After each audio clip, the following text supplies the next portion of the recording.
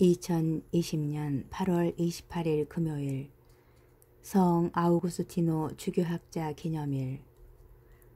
아우구스티노 성인은 354년 북아프리카 누미디아의 타가스테에서 모니카 성녀의 맏아들로 태어났다.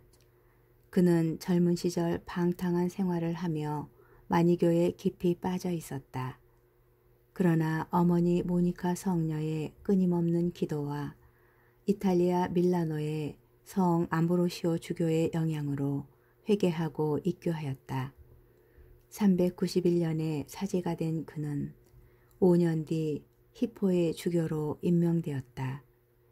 아우구스티노 주교는 이단을 물리치며 교회를 수호하는 데 일생을 바치며 참회의 자서전, 고백록 등 수많은 저서를 남겼다. 430년에 선종한 그는 중세 초기부터 교회 학자로 존경받고 있다. 제1독서 사도 바오로의 코린토 1서 1장 17절에서 25절의 말씀입니다. 형제 여러분, 그리스도께서는 세례를 주라고 나를 보내신 것이 아니라 복음을 전하라고 보내셨습니다. 그리고 이 일을 말재주로 하라는 것이 아니었으니 그리스도의 십자가가 헛되지 않게 하려는 것입니다. 멸망할 자들에게는 십자가에 관한 말씀이 어리석은 것이지만 구원을 받을 우리에게는 하느님의 힘입니다. 사실 성경에도 이렇게 기록되어 있습니다. 나는 지혜롭다는 자들의 지혜를 부수어 버리고 슬기롭다는 자들의 슬기를 치워버리리라. 지혜로운 자가 어디에 있습니까? 율법학자가 어디에 있습니까? 이 세상의 논객이 어디에 있습니까? 하느님께서 세상의 지혜를 어리석은 것으로 만들어 버리지 않으셨습니까? 사실 세상은 하느님의 지혜를 보면서도 자기의 지혜로는 하나님을 알아보지 못하였습니다.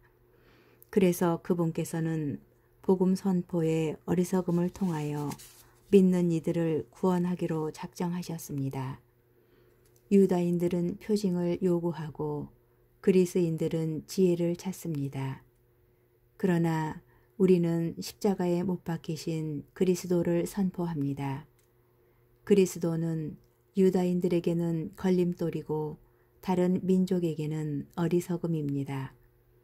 그렇지만 유다인이든 그리스인이든 부르심을 받은 이들에게 그리스도는 하느님의 힘이시며 하느님의 지혜이십니다.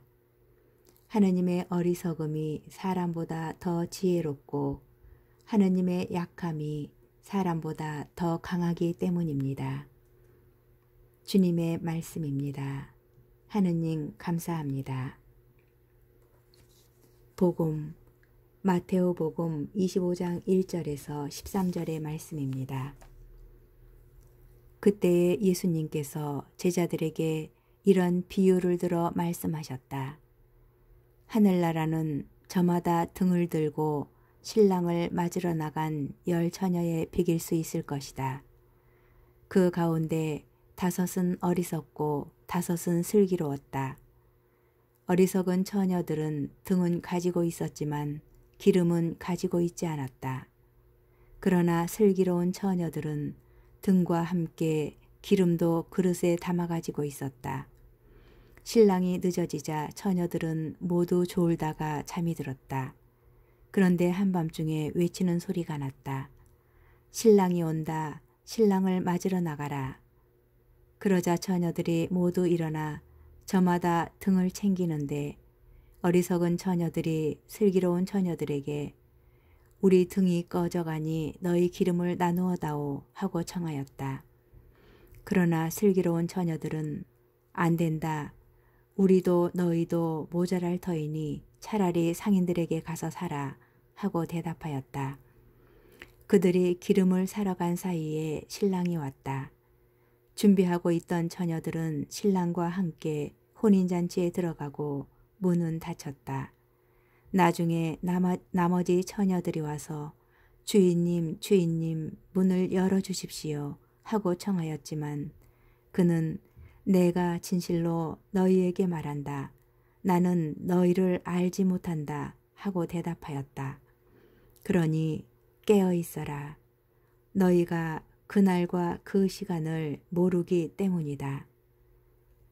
주님의 말씀입니다. 그리스도님 찬미합니다. 슬기로움과 어리석음의 대비는 예수님의 여러 비유에 나타나는 전형적 형식입니다. 반석 위에 집을 지은 슬기로운 사람과 모래 위에 집을 지은 어리석은 사람이 그렇고 자신을 위해서만 재화를 모으던 부자가 어리석은 사람의 예였으며 영리하여 칭찬받는 약은 집사는 반대로 슬기로운 사람의 예였습니다. 오늘 복음인 열 처녀의 비유도 슬기로움과 어리석음의 대비가 담겨 있습니다. 처녀 10명이 신랑을 기다리고 있었습니다. 어리석은 처녀 5명은 등은 가지고 있었지만 기름은 준비하고 있지 않았습니다. 반대로 슬기로운 처녀 5명은 등과 함께 기름도 가지고 있었습니다. 그런데 신랑이 오는 시간이 지체되면서 처녀들은 졸다가 그만 잠이 들었습니다. 한밤중에 신랑이 온다는 외침이 들립니다.